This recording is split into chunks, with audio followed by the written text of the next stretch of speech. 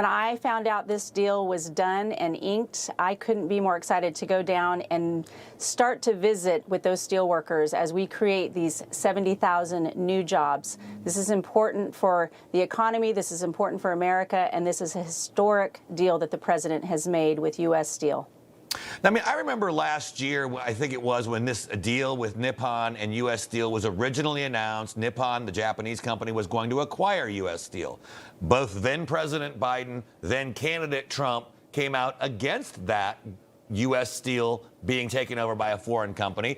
But the president went one further. He said, I'm going to keep a deal to keep the money, the investment coming in, protect American workers, protect U.S. Steel, and partner it with Nippon. I mean, this seems like a win-win for the company, for the steel workers, and ultimately even American national security.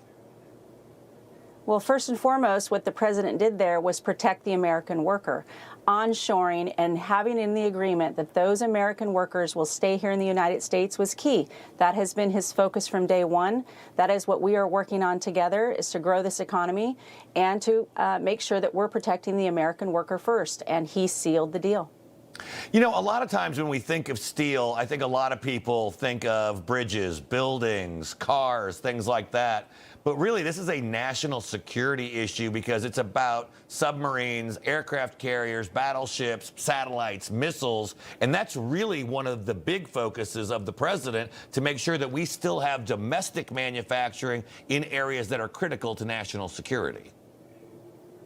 Absolutely. We have to be self-reliant on the United States of America first. If we're going to be dominant, not only does this open up the manufacturing sector, but it's going to open up many other sectors as well, the energy sector. And so we have to be self-reliant. The president understands that.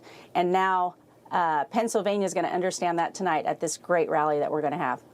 You know, one of the things that I keep taking note of is that while many in the mainstream left-wing media are focusing on the Dow Jones Industrial Average or other arcane little like employment statistics, the real work is happening tonight in Pittsburgh. It was when you saw General Motors announcing an expansion of their production facility in Indiana, or Ford, or Stellantis, more American manufacturing coming back to America. It hasn't shown up in the stats yet, but it will.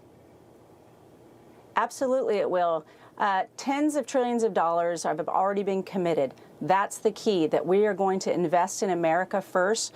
We're seeing those job numbers come back. We saw them in the first 2 months. And since President Trump has been in office, more than 450,000 jobs have come back to America. That's only going to continue as long as these investments continue. And the president is laser focused on this. And I will be right by his side to make sure that those American workers are skilled and ready to go.